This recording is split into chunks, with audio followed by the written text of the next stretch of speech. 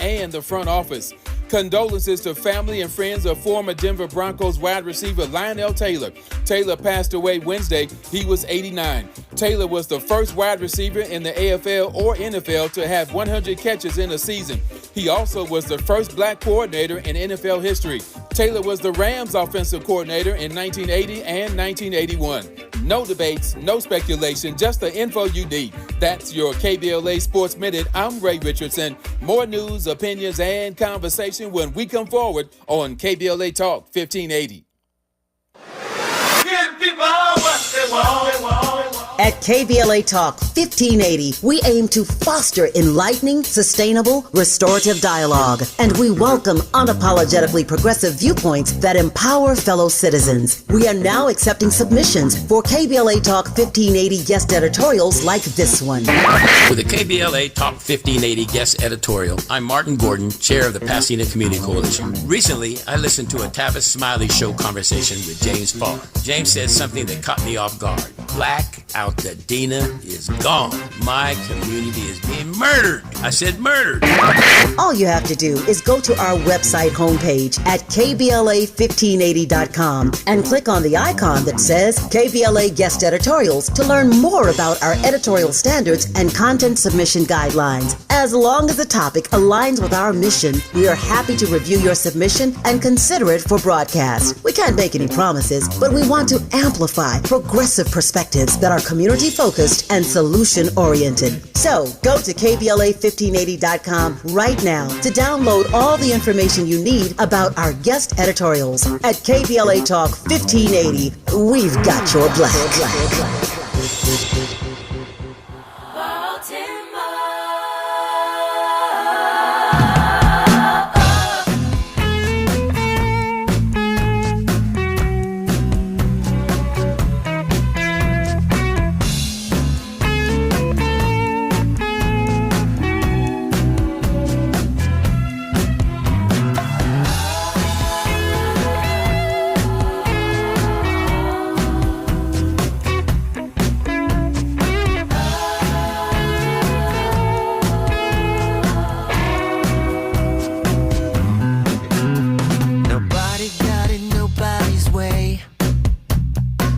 You could say it was a good day, at least a little better than the day in Baltimore. Does anybody hear us pray for Michael Brown or Freddie Gray? Peace is more than the absence of war.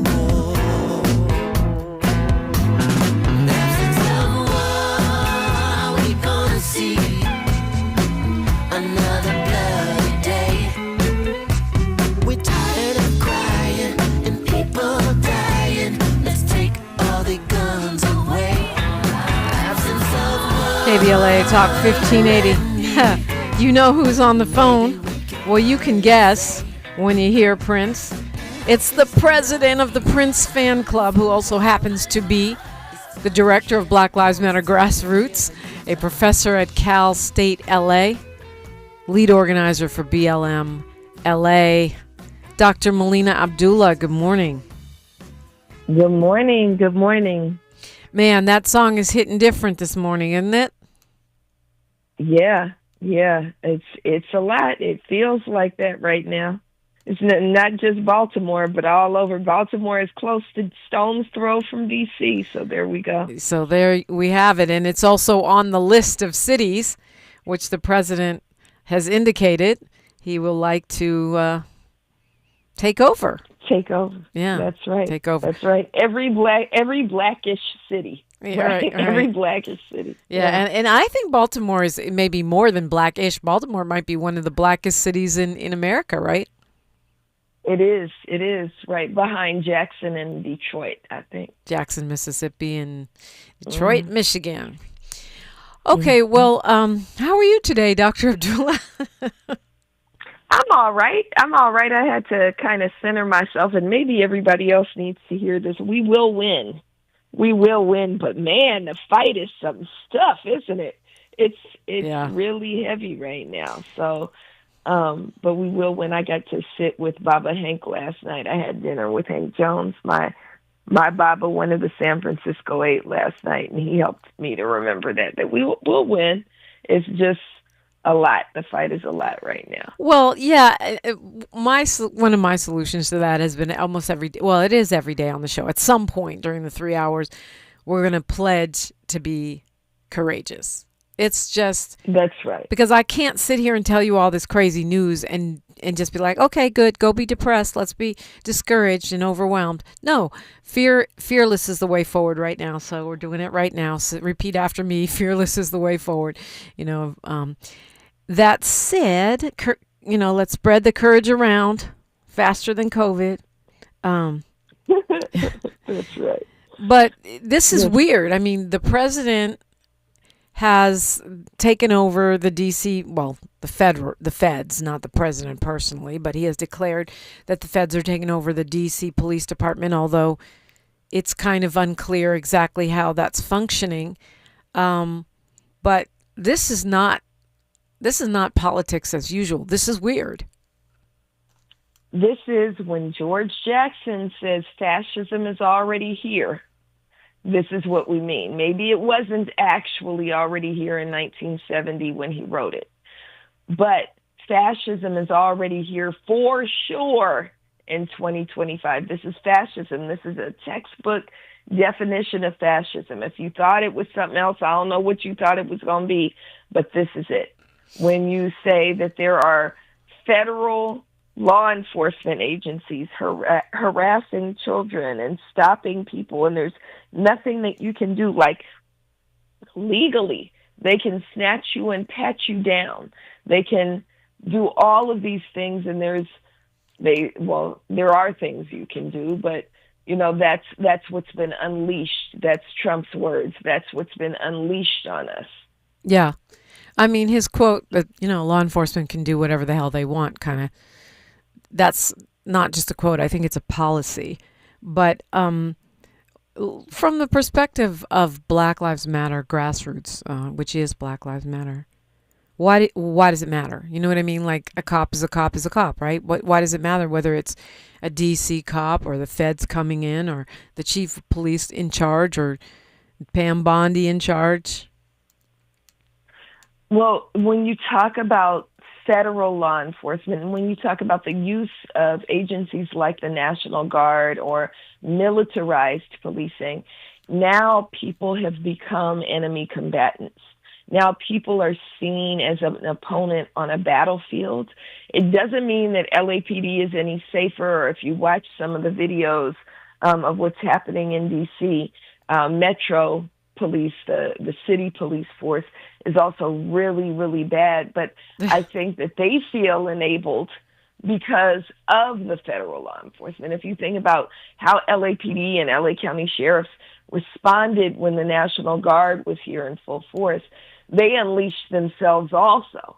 And so, the presence of federal law enforcement does two things. One, it creates a war zone where you are not seen as the residents or citizens of the city that they're supposed to keep safe and secure. You are seen as an enemy combatant.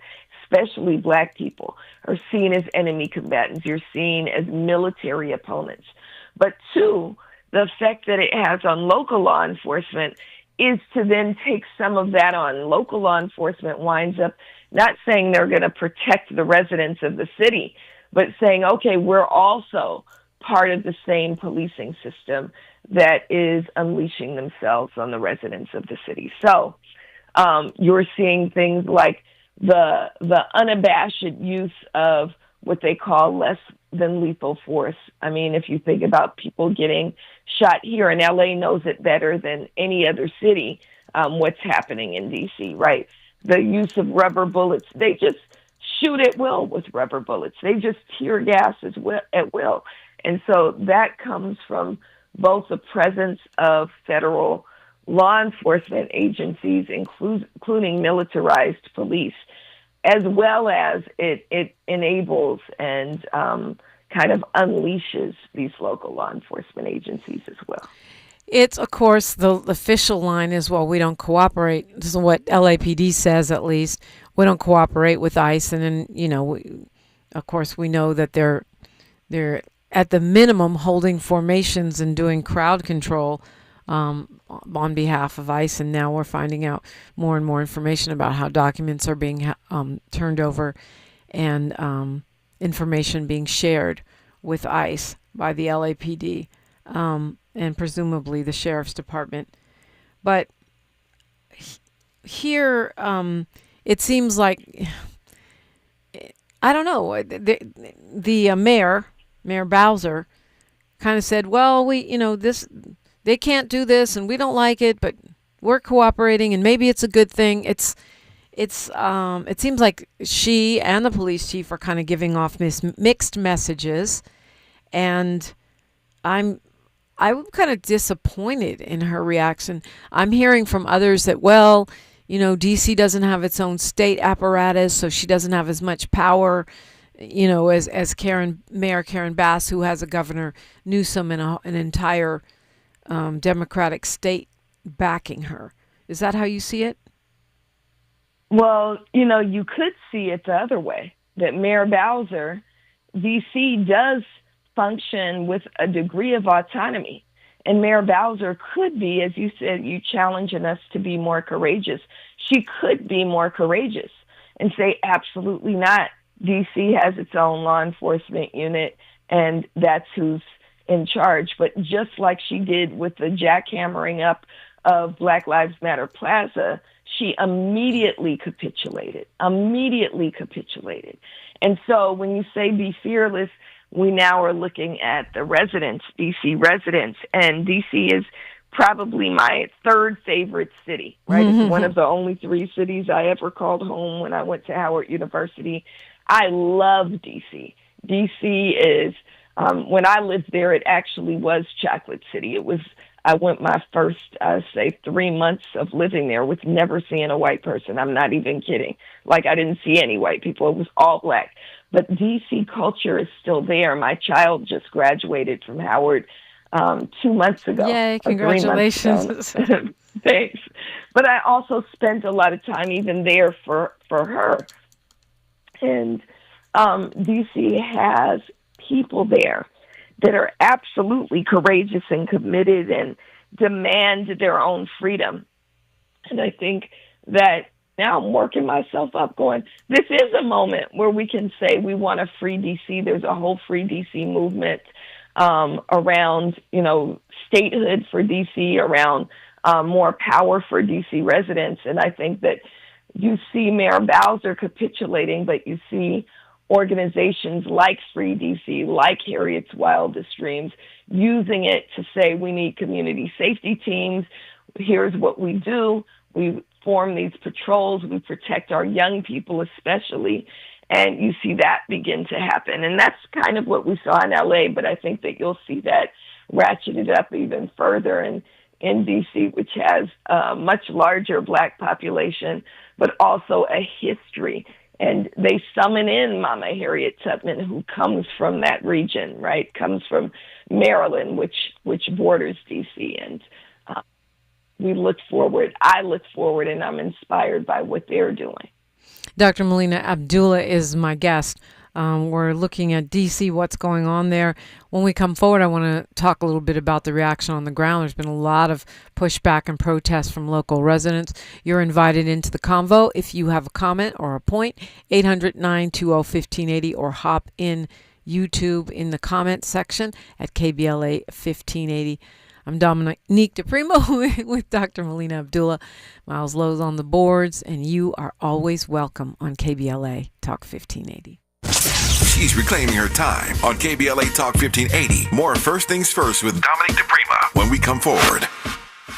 We all hear the radio ads about the IRS. They tell you to be afraid, to be scared, and they try to frighten you into calling. I'm not here to do that. Tax Relief Advocates is different. TRA is here to tell you that if you owe money to the IRS, whether it's $5,000, $50,000, or $500,000, we have a solution. It doesn't matter if you're sitting in your car, at work, or with your kids. No matter where you are, call now. 800-550-9651. Don't lose hope. TRA can eliminate or reduce what you owe to the IRS. Generous programs are now available that can give you a fresh start. Our passion is taxes and helping individuals fix their IRS problems. We have over 1,000 5-star reviews on Google and an A+ with the Better Business Bureau. You don't need to be afraid of the IRS any longer. End your tax nightmare today by visiting us online at TRA.com or call 800-550-9651. That's 800-550-9651. Tax Relief Advocates. Real solutions for real people.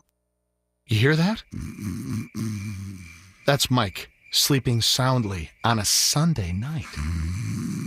That's because Mike was smart this time. He took ZQL Ultra to fall asleep fast, stay asleep longer, and get the deeply restorative sleep he needs. So now he wakes up refreshed and ready to conquer Mondays. Let's do this Monday. ZQL Ultra. Not for colds, just for sleep. Really great sleep. Use as directed. Keep out of reach of children. Let's go. You're still glowing, flirting, grooving. You still got it. But your immune system weakens as you age, making it harder to fight flu, pneumococcal pneumonia, RSV, and COVID-19. Vaccines are a key part of any health routine and help strengthen your immune response. Ask your doctor or pharmacist which vaccines you need. Schedule in minutes at vaxassist.com. Sponsored by Pfizer. The conversation continues right now with Dominique DiPrima on First Things First. Dr. Melina Abdullah is with me. I was reading about one protest at a traffic checkpoint last night where the community started yelling and protesting against the federal agents there as cars were being pulled over. At least one person was handcuffed and taken away by law enforcement at these checkpoints set that are along the 14th Street corridor. People were lined up on both sides of the street, cursing at the officers. This went on for hours. People saying, "You're the criminals, get the F out of here," and stuff like that, and take off the mask. Now the president has asked Congress to extend the federalization of the city's police force beyond 30 days, saying he wants to keep it going until he curtails crime in the district, which is down 26%. What do you make of all of that? Yeah, I mean, I think it underscores everything that we're saying, that the fascism is already here. Fascism is already here. Trump is an absolute fascist. We are living under a fascist regime. And of course, you know, the city that they hit first and the people that they hit first are Black people. And Black people are the fiercest resistors. And the answer is not liberalism, is not saying, well, what are many of these liberal mayors and local leaders simply want to protect their seats. They simply want to advance their own political ambitions, and they're unwilling to be as courageous as we need them to be. Now, there's a few exceptions. I'm thinking about the way in which, even though he's been named as one of the people who's going to be targeted, the mayor of Chicago has spoken out really, really loudly. Your brother, the mayor of Newark, New Jersey, Raz Baraka, has spoken out really, really loudly. He also has some D.C. connections, right? Mm-hmm. Another bison. Another bison. But for the most part, who's going to have to protect us from fascism is the people themselves. And so what we saw with last night's protest, as well as demonstrations over the course of the week, is the people saying, how do we deepen our connections to each other? How do we put out alerts? How do we surround our young people? I've been watching all week long as people have surrounded the young people especially and said, no, you're not going to come for them because the federal agencies have been trying to seize upon the young people, the teenagers first. And, you know, the young people might have courage, but they might not know as much as elders. And so elders or more seasoned folks have been surrounding and protecting them. And so that's really important. And then there's a long history of D.C. resistance, right? When we talk about the Free D.C. movement and all of the work that's gone in to assert power in D.C. So I'm outraged and appalled and alarmed by what's happening. Fascism is absolutely already here. And I'm encouraged by the will of the people. And, we're still in Black August, and the teachings our tenets are fast, study, train, and fight. And so in Black Lives Matter Grassroots, we're encouraging everybody as part of our study to read this. There's a book called Blood in My Eye by George Jackson, he's one of the martyrs for which Black August was founded.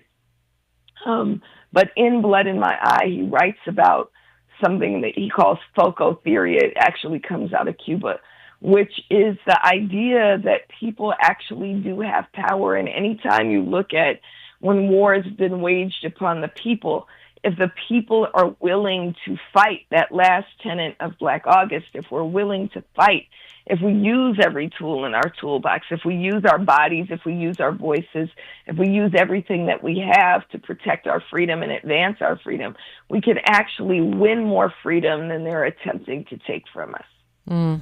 Yeah, well, that's the plan, and I always do feel that we win. But this particular situation in D.C., I think it's important for a lot of reasons. One, some of them are the ones you've stated, right? But we saw L.A., the mayor and the governor said L.A. was a test case, but I think this is a real test case because they're not just supposedly there supporting ICE. I mean, they're not just there supposedly doing immigration. They're policing regular people, everyday people, to bring crime down when crime is at an all-time low. And he wants to make it a permanent occupation. So it feels like a template for the occupation of Black, not just Black-led areas, but Black-populated areas, so that it feels like an occupation of the template for the occupation of Black America, in a sense. That's right. That's right. It is an all-out occupation. And I really appreciate that you lifted that Trump is using this idea that there's rising crime, and if you walk in D.C., you'll get your purse snatched or get beat up by thugs. That is absolutely not true. And crime is down all over this country, including in Washington, D.C., especially violent crime. Violent crime is, I think, at a 50-year low in D.C. And so the idea that you need to federalize law enforcement, that you need to take over a city, Washington, D.C. has never been safer. So what are you talking about? Really, what you're talking about is a military strategy at the takeover of a city. When you use the word occupied, that's the exact right word, that it is occupied. It's a Black city that's being occupied. Now, there's been some speculation that this former Doge guy who was, hit in a carjacking attempt was is a teenager, a white teenager who was supposedly the victim of an attempted carjacking, is the real reason why the Trump administration is doing this. His name was Edward Korstein. I think this is the same guy who went by the name Big Balls. And that, this is sort of the revenge of Elon and Donald. Do you think that's a factor, or do you think this is just their political blueprint? I don't know. I haven't read about tiny balls, but I mean, you know what else it reminds me of? It reminds me of South Africa. You just make up a narrative. Yeah. Oh, the white farmers are being attacked. Okay, so we're going to, give them asylum, which is definitely DEI because only the white people were eligible for it. And it reminds me of that. If we draw the line, okay, one kid was assaulted in a carjack attempt, even though crime is at violent crime is down 26% over last year. Let's just say it's bad and, suspend all rights. That's right. So they always use some kind of excuse whenever they usher in fascism. The easier thing instead of imposing it, is to make folks think that that's something that's desirable, right? So what was that? Willie Horton, remember they used him to ramp up, what year was that? A long time ago, 1990 or something, right? They use different examples of, yeah, sometimes it is a horrific example, but what they try to do is get the people to buy into the oppression. And so it's easier to get, even if it's only a percentage of people that can, you can make them think that they need this, that they want this, that they desire this, than to impose it on everybody. So you do have some within Washington, D.C.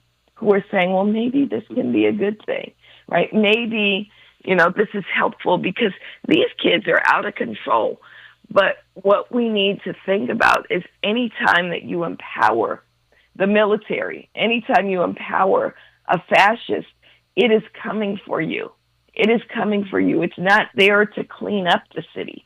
It's there to put the people in line and make you subjects of whoever the occupying force is. And in this case, it's the worst fascist that this country has ever seen. The Capital B News highlights something we haven't heard as much, which is that the president wants to lower the age to prosecute adolescents as adults down to 14. And that one of the reasons for that is because he wants to go after these supposed carjackers who are teenagers, and that the Washington U.S. Attorney, Fox News drunk Jeanine Pirro, is agreeing with the president that we should be able to start prosecuting 14-year-old children as adults.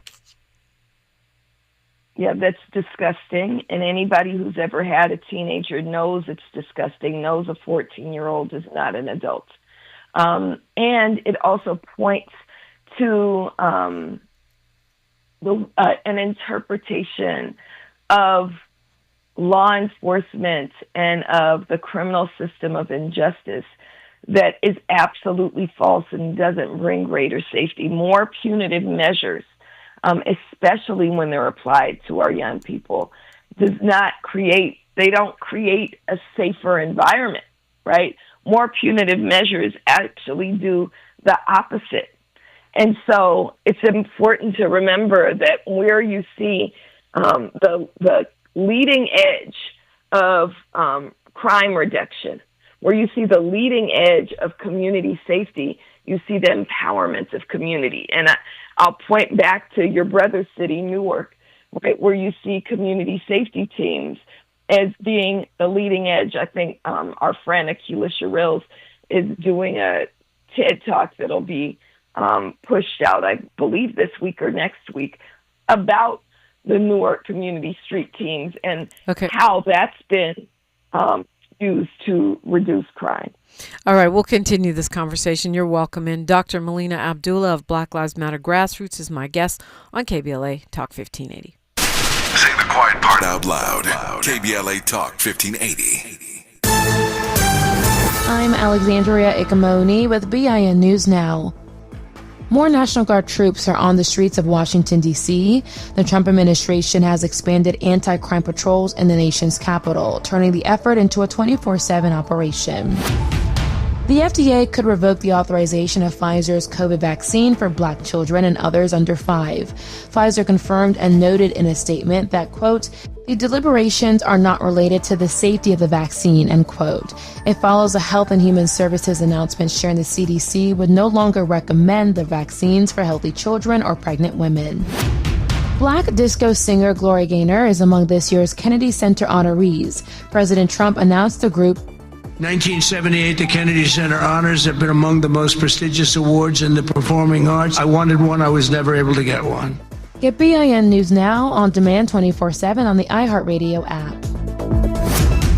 Attention 405 drivers. From 10 p.m. Friday, August 22nd to 5 a.m. Monday, August 25th, the 405 will be down to 3 lanes in both directions through Sepulveda Pass. Expect delays. Plan ahead, take alternate routes, or use public transit. Follow at Caltrans District 7 for updates. This is the KBLA Sports Minute with Ray Richardson. The Dodgers are glad they don't have to play the Angels anymore this season. The Angels beat them again Wednesday night, a dramatic 6-5 win that knocked them out of first place in the National League West Division. The Dodgers have been in first place since April 27th. Angels catcher Logan O'Hoppe delivered a 2-run, 2-out bases-loaded single in the bottom of the 8th inning to put the Angels up by 1. The Dodgers lost all 6 games to the Angels this season. That alarm you're hearing is coming from the Dodgers dugout and the front office. Condolences to family and friends of former Denver Broncos wide receiver Lionel Taylor. Taylor passed away Wednesday. He was 89. Taylor was the first wide receiver in the AFL or NFL to have 100 catches in a season. He also was the first black coordinator in NFL history. Taylor was the Rams offensive coordinator in 1980 and 1981. No debates, no speculation, just the info you need. That's your KBLA Sports Minute. I'm Ray Richardson. More news, opinions, and conversation when we come forward on KBLA Talk 1580. Are you ready to be a part of the conversation that will help shape our nation's future? Get ready to join us for the Left Coast Forum, Saturday, October 25th at LA Trade Tech, where progressive voices will come together to tackle the issues that matter most to working families across Los Angeles and beyond. From economic justice to climate action, from healthcare to housing, we're bringing together the brightest minds and most passionate advocates for real solutions and real change. With workshops, 2 major keynote addresses, and a closing reception with great music and good food. It's the Left Coast Forum, where your voice matters and your ideas take action. Saturday, October 25th at LA Trade Tech. Brought to you by KBLA Talk 1580 and the LA Progressive. The future won't wait, and neither should you. Mark your calendar now to be there and be heard. Stay tuned to KBLA Talk 1580 for more details.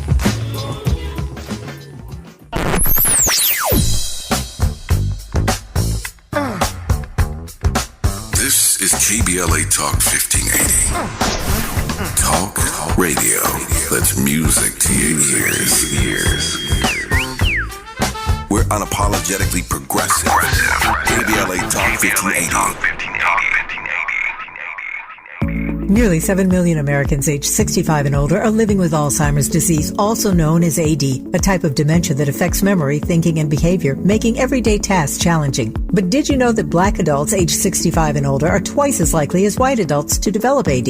There are things you can do to help reduce your risk for developing AD. Managing conditions like diabetes and high blood pressure is crucial. Staying physically active, maintaining social connections, eating a healthy diet, and keeping your mind engaged with activities like reading or puzzles can all contribute to brain health. It's also important to recognize some common signs and symptoms of early AD, such as forgetfulness that causes problems with everyday life, asking the same question a few times in a row, and difficulty concentrating on basic tasks. If you see these signs in yourself or a loved one, don't wait. Early diagnosis and intervention are key to managing AD effectively. To learn more about AD and a potential treatment option, visit treatallzearly.com. That's treatallzearly.com. This message is brought to you by AZI.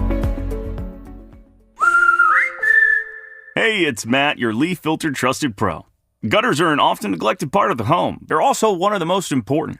Clogged, overflowing gutters can cause serious problems like foundation damage or basement flooding, which can cost thousands of dollars to fix. Let's face it, cleaning gutters yourself is not only a hassle, it can be dangerous. But when you get Leaf Filter, you'll never have to worry about cleaning clogged gutters again. Get started today by visiting leaffilter.com/deal to schedule your free inspection. If you decide to move forward, we'll professionally clean, realign, and seal your gutters before installing our patented stainless steel micro mesh system. Leaf Filter keeps out everything but the water. And it's backed by a lifetime transferable no clogs warranty. So you're protected for good. We're in your neighborhood and ready to help. Visit Leaf Filter today for a free inspection and estimate, and you could save up to 30%. Visit leaffilter.com/deal. That's leaffilter.com/deal. Broadcasting live from Leimert Park, USA. Welcome back to your home for unapologetically progressive radio. KBLA Talk 1580. Look, we can talk about a lot of different things. Dr. Melina Abdullah of Black Lives Matter Grassroots and BLM LA is with me. She's also the host of This Is Not a Drill, Saturday mornings at 8 on KBLA. You don't want to miss that. I have to ask you before we move on to these other important topics. We are naming Thursday, okay? Kwame Allah said Thursday, it's not fair. Thursday's the only day of First Things First that doesn't have a name. And so now we've done a whole poll. We've had people weigh in with their ideas, and we're down to 2. Thirsty Thursday. Miles, why did you spell thirsty wrong? You did that on purpose. Huh? Thirsty Thursday or Think Tank Thursday. So those are the 2. Do you have a vote, Dr. Abdullah? We're giving. Yes, I much prefer Think Tank to thirsty. Right? We don't want to be thirsty. Well, of course, Jerry is campaigning for his idea because we're giving a knowledge pack away to whoever wins. It's very apropos of Black August. We're going to raid my library and Tavis Smiley's library and send them out a little mini library to the winner, and also one to Kwame. I love that. Yeah, a little knowledge pack. Yeah. Kwame, who instigated this. He claims that Thirsty Thursday is about entrepreneurship. He's trying to redefine thirsty as not like thirst trap, but we'll see. The voting is open today. It's on YouTube, it's on Twitter, and it's on my Instagram story. So we'll have a winner by tomorrow for sure. We will make the announcement.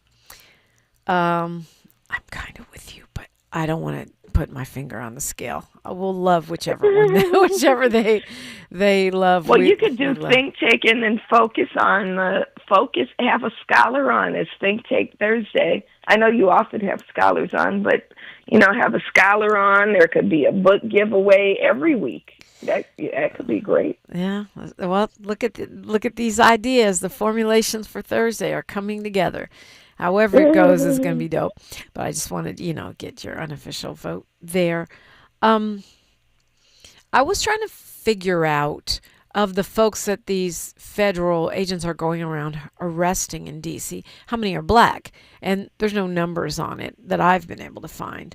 But from what I've seen, of course, I'm only seeing it on the news and on social media, so that's just guessing. It does seem like it's a lot of black people. Yeah, I mean, D.C. does have a lot of black people. Still has a lot of black people, right? I think it's about 40% still, 35-40% black. But the areas of D.C. they're focusing on are the blackest areas of D.C. So when you talk about 14th Street, that's a very black area. I think they were at 14th and W or something. That's a black area of D.C. Although I did see video of them occupying Georgetown, which is probably the whitest area of D.C. I didn't see them going after people in Georgetown, but I saw that they have lots of National Guard troops in Georgetown as well. I would imagine that the people who are going to be harassed and stopped and harmed and brutalized and arrested and targeted for prosecution will be our black people and probably black young people. We also need to think about how this is coupled with what Trump is considering crime and how this whole regime is talking about. He specifically talked about crimes of, what do they call it, lifestyle crimes. So things like violations of noise ordinances. If you think about D.C., one of the things we love about D.C. is you can't walk down the street without hearing some go-go, without watching somebody play the buckets, right? Those would be crimes. Those are considered crimes because they are technically violations, but they feed the culture of the city. And so I would imagine the so-called cleanup of D.C. means, the erasure of black culture in D.C. as well. Okay, so you had mentioned, that D.C. is a district and it has a certain amount of autonomy, which is why the president can take it over supposedly for 30 days. And then after that, he's got to go to Congress, which he's already doing. But not that he's following the rules, but so far he's trying to make it look like he is. Does this, to me, it seems like this highlights the need for statehood. I mean, D.C. should have been a state. We should have 2 senators from there. Then we wouldn't have we would have at least a tied Senate, if not the majority. a slim majority in the Senate right now. Do you think this adds momentum to the fight for statehood for D.C.? I think it can. I think it absolutely adds fuel to the argument for home rule in D.C., which, is one of the things that the residents are most passionate about. There's some question about D.C. statehood, but people are absolutely all in on home rule. I think it can. I think D.C. folks need to, and we have to remember that when we see the most successful movements, it's movements that have a history. So D.C. statehood, D.C. home rule has a movement, has momentum behind it, has, 100-year history of advocacy. D.C. is the only area, and we got to remember D.C. is larger in terms of population than a few states, larger than Delaware. There's, I think, 700,000 residents of D.C. What we can see is that in D.C. they've never simply accepted that they should be occupied by a federal government and never not have say. So D.C. doesn't even have a member of Congress that's real. So you said 2 senators, but they simply have a delegate to Congress. Eleanor Holmes Norton doesn't even get a vote in Congress, even though she's revered in many circles. Yeah, which is crazy. I mean, which is really why it should be a state with its own 2 senators, and that would they're gonna. I don't see how that happens under this administration. They're going to fight it tooth and nail because it's going to be a Democratic state. But I think the more this goes on, the more annoyed people are, the more people are not going to like it, and there's going to be increased protests. And I don't think it's just going to be black people. For folks who think this is cute, it's never worked out in our favor when you flood anywhere with federal agents. I just don't see how this ends well. Right. Well, I think the only way it can end well, again, is if it empowers people to make demands, to stand up. Yeah. And so I think that and we're talking a lot about D.C., and we have to remember D.C. is the miners' canary. So we are all invested. We should all be invested. Right. In what's happening to D.C. So just because it's hitting D.C. now, he already said he's coming for Oakland, and he's coming for Chicago, and he's coming for named Los Angeles again. Roll call, right? Black people, roll call, because even though we're a small percentage in Los Angeles, that's still a lot of black people because LA's huge, right? Paul Lee in the chat says that ICE just hit the Home Depot on Century and Crenshaw. Even though they were supposed to be standing down, it's still continuing in our own city. So I think that's an important point. It's everywhere, and these are the features. These are some of the features of fascism. That's right. So let's help the people win in D.C., right? Let's absolutely support the Free D.C. movement is freedcproject.org, but also Free D.C. on Instagram. And then there's Harriet's Wildest Dreams. Those are the 2 organizations that I follow and support in Washington, D.C. And they're not new to this. These are D.C. residents, Black D.C. residents, who have been organizing for their city, organizing Black people in their city for decades. So there is a movement to meet this moment, and let's help them be successful and beat back fascism. Because if they win, that's the flip, right? Yeah. If they win in D.C., then we will win in Los Angeles and Chicago and Oakland and all these other Black-led cities and cities with large Black populations that just so happen to be the target of Donald Trump. I'm surprised he doesn't just go ahead and call them ish-hole cities. Oh, he did.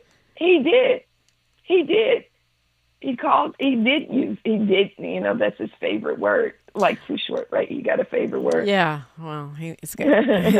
Is that his favorite word? I thought his was the same as too shorts. That's my favorite word towards him, right? Isn't that his middle name?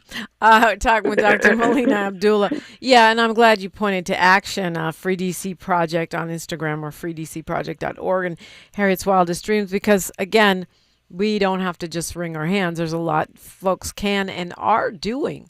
I can't believe we're not even a year into this presidency, which means we have to listen to his voice for another 3+ years. But it also points to the fact of how quickly people have started pushing back, and how forcefully they've started pushing back already. That's right. And I will again underscore, they have been fighting, so they are skilled at the fight. This is where we went. When you are, what's the saying? Stay ready so you ain't got to get ready. Right. So they've been staying ready. So we have a skilled base that will win as long as they fight and as long as we empower them in the fight and support them in the fight. Dr. Melina Abdullah is here. I got a couple LA cop questions. And we also can talk about this Illinois law around Sonia Massey, your thoughts on that when we come forward. You're welcome in if you got a question or commentary. It's never too late around here, 800-920-1580. We should just draft you and keep you for an extra hour, Doc, because me and Davey D are going to talk about the state of hip-hop. And I know, quiet as it's kept, you got a lot to say about that. A lot going on around here. And you're invited in. KBLA Talk 1580. More First Things First with Dominique DiPrima when we come forward. You have cancer. The 3 words no one wants to hear. Of the cancers that impact our community, lung cancer is the most dangerous. More people succumb to lung cancer than colon, breast, and prostate combined. Black men are 12% more likely to develop lung cancer, and cases for black women are rising. Early detection and comprehensive treatment is the best way to beat this dreaded disease. Providence is a research leader in multi-cancer early detection, offering blood tests that identify fast-spreading cancers that don't show symptoms in early stages. The Providence Los Angeles Integrated Network Cancer Program determines best protocols for each patient, interacting with specialists who share experiences, perspectives, and new findings specific to each case. With over 1,000 board-certified physicians, including top oncologists, surgeons, radiologists, and nurse specialists, Providence delivers whole-person care that understands your culture, values, preferences, and priorities. So, if you hear the words, "you have cancer," all you need is faith and providence.org/cancer. We've got a lot to talk about. I'm Reverend Gerald, the life coach. Is someone you love struggling with addiction and mental illness? Is improving your family's health important? Want to leave a legacy that your family can grow? Are you ready to enhance your perception of life experiences? Then wake up weekends at 7 a.m. with Urban Family Focus and get the wisdom, opportunity, resources, and motivation to live your best life. Join the conversation on Urban Family Focus Saturday and Sunday at 7 a.m. Unapologetically progressive. KBLA Talk 1580. We've got your black. My mom has decided to learn to paint, and she's good.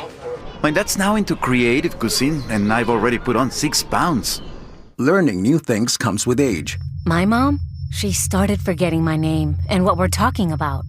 Forgetting well-known things doesn't. Memory loss may be a sign of Alzheimer's disease. Early detection gives you and your loved one time to plan for the future. Learn the warning signs of Alzheimer's at 10signs.org. Brought to you by the Alzheimer's Association and the Ad Council.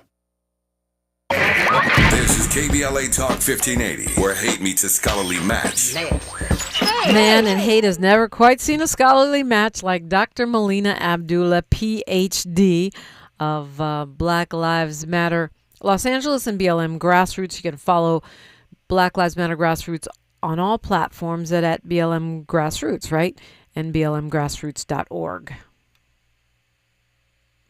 I think we can also, I'm not sure. Dr. Melina Abdullah, can you hear me?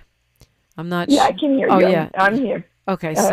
So we're following at blmgrassroots.org on all platform, on the website, and BLM Grassroots on all platforms. And then Black Lives Matter Los Angeles is the address. Yeah, BLM Los Angeles is our local Instagram, and BLM LA on X. BLMLA.org is local, but BLM Grassroots is everything globally, worldwide. We worldwide because we got a Sweden chapter now. So there's a lot of work moving all around the country, but also here in Los Angeles, where we protest in front of Nathan Hockman's office every Wednesday. We sit in on the police commission meetings and make public comment every Tuesday. And we organize every single day of the week. And this is a time to double down on organizing and double down on the work.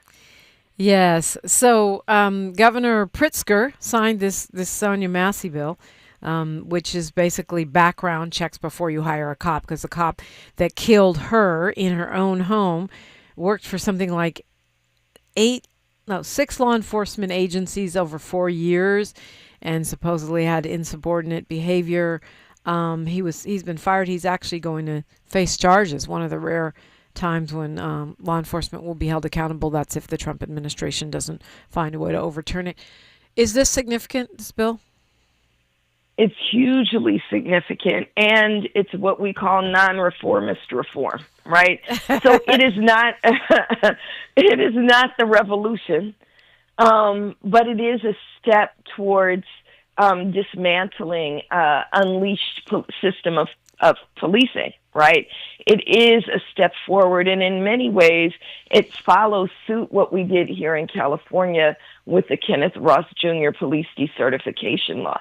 So this law, which was advocated for, and we need to be clear that Pritzker's getting a lot of credit for it, and I'm glad that he signed it, but this law actually comes from advocates, including Sonia Massey's family, including Attorney Ben Crump, including organizers on the ground, even those things that we did all around the country when Sonia Massey was killed.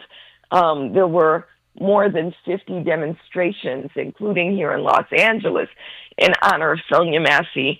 And one of the issues that was raised is, why was this cop even a cop? And so in California a few years ago, we passed SB 2, the Kenneth Ross Jr. police decertification bill. In many ways, this parallels that bill. It says that they shouldn't be able to simply jump from law enforcement agency to law enforcement agency, that there should be a system where you know who the bad cops are, not that they're not all bad. They are all bad. Amanda Seals has a really great piece on YouTube now about why we say ACAB. They are all bad. However, some are particularly problematic, as was the cop who killed Sonia Massey. Yeah, I mean, that we could do a whole show on that, because they might be great people, but you're working in a system that is set up to, take us down. So it doesn't matter how good you are, in a sense, personally, the system is not designed to be helpful. That's right. In that sense. Well, we don't have time for all of the questions I was going to ask you, but Nathan Hockman going after piling more charges on Curran Price, Councilmember Curran Price, what came as a shock to some, because some leaders in the community felt like they supported him because they thought he was going to stand down, since this was a Gascon situation. Yeah, well, Nathan Hockman continues to demonstrate who he is. He is an unabashed, racist, white supremacist who wants to prosecute protesters and black politicians instead of prosecuting killer cops, right? And we have to remember, and if people go, well, that's a lot to say, simply contrast what Nathan Hockman has been doing in his approach to Curran Price, who's accused of something that's really, really minor. I question whether it's even criminal, right? He basically is accused of engaging in some, I don't know. I think it's like paperwork. Yeah, that's what I said earlier. They're paperwork problems that that have administrative fixes, and if you want to go real hard, a fine, and that's it. Not all this. But look at what he didn't do with Kevin De Leon. Kevin De Leon was actually conspiring to redistrict black people out of city council districts. And what happens to, they're not talking about jail time, never talked about jail time for Kevin De Leon. It's black politicians, and people know I'm not soft on black politicians. I believe you can have black faces on white supremacy. Yeah, I know. But yeah, what's happening to Curran Price, what he's threatening Curran Price with, and what he's threatening black community with at large, you got to think about Nathan Hochman almost as a mini Trump in LA, right? We're going to clamp down on street takeovers, and then pulling something, and I'm talking too long, but pulling something from the fascist playbook. Somebody died doing donuts 4 years ago, right? And using that to clamp down, to crack down on black young people, figuring out a way to make Curran Price seem like he's a criminal when it's just paperwork. It's just administrative stuff. It's not malicious. And what he's doing, what Nathan Hochman is doing, is also coupled with the fact that he's reinstituting the death penalty. Nathan Hochman is absolutely, and you can look at him and see, I believe in energy. He is an unabashed white supremacist who is sitting there trying to figure out how to diminish black power and how to make Los Angeles as white as it can possibly be. Yeah, and to me it was the energy, but it was also the talking points. He'd say one thing on KBLA during the campaign, and then he'd be tweeting things that were straight up MAGA talking points. We've got a minute and a half here. Dr. Melina Abdullah, how would you like to use those seconds? Yeah, well, I think with all of this, it reminds us that we have to get involved. We have to do something. We have to stand for our people. We would love to have people be involved in Black Lives Matter Los Angeles and Black Lives Matter Grassroots. There is hope. There is hope. And I think that I draw inspiration from, I love reading. So yes, welcome to, what are we calling it? Think Tank Thursdays. Right? Welcome to Think Tank Thursdays. Everybody should go grab some books. And for me, I'm drawing tremendous inspiration, as I do every year, from George Jackson's Blood in My Eye. Every Black-owned bookstore has copies. I've called and checked. So please pick up a copy of George Jackson's Blood in My Eye so we can think about and be inspired to take action even when it seems overwhelming. We do have power, and we have more power when we organize together. So we invite you into Black Lives Matter Los Angeles and Black Lives Matter Grassroots. Follow BLM Grassroots on all social media platforms and BLM Los Angeles on Instagram. And we look forward to beating back fascism and winning more freedom for our people. So important, especially as we see it's on the rise, not just here in the United States, but around the world. And as I got into it with someone last week on the air, join an organization. Don't just sit there and complain. Join an organization, or at least work with one. You don't, even if you don't join it, help them doing what they're doing so that it's not just you out there waving your fist. Dr. Melina Abdullah, thank you for organizing people, for all of the work that you're doing, and for being unapologetically and unabashedly courageous at all times. Thank you so much for having me. She's an inspiration, y'all. Okay, we're talking hip-hop next hour. Davey D is here, and I'm here. Miles Lowe is here. You're here. All that straight ahead on KBLA Talk 1580. KBLA 1580 Santa Monica. I'm Alexandria Ikamoni with BIN News Now. More National Guard troops are on the streets of Washington, D.C. The Trump administration has expanded anti-crime patrols in the nation's capital, turning the effort into a 24/7 operation. The FDA could revoke the authorization of Pfizer's COVID vaccine for Black children and others under 5. Pfizer confirmed and noted in a statement that, quote, the deliberations are not related to the safety of the vaccine, end quote. It follows a Health and Human Services announcement sharing the CDC would no longer recommend the vaccines for healthy children or pregnant women. Black disco singer Gloria Gaynor is among this year's Kennedy Center honorees. President Trump announced the group 1978, the Kennedy Center Honors have been among the most prestigious awards in the performing arts. I wanted one. I was never able to get one. Get BIN News Now on demand 24/7 on the iHeartRadio app.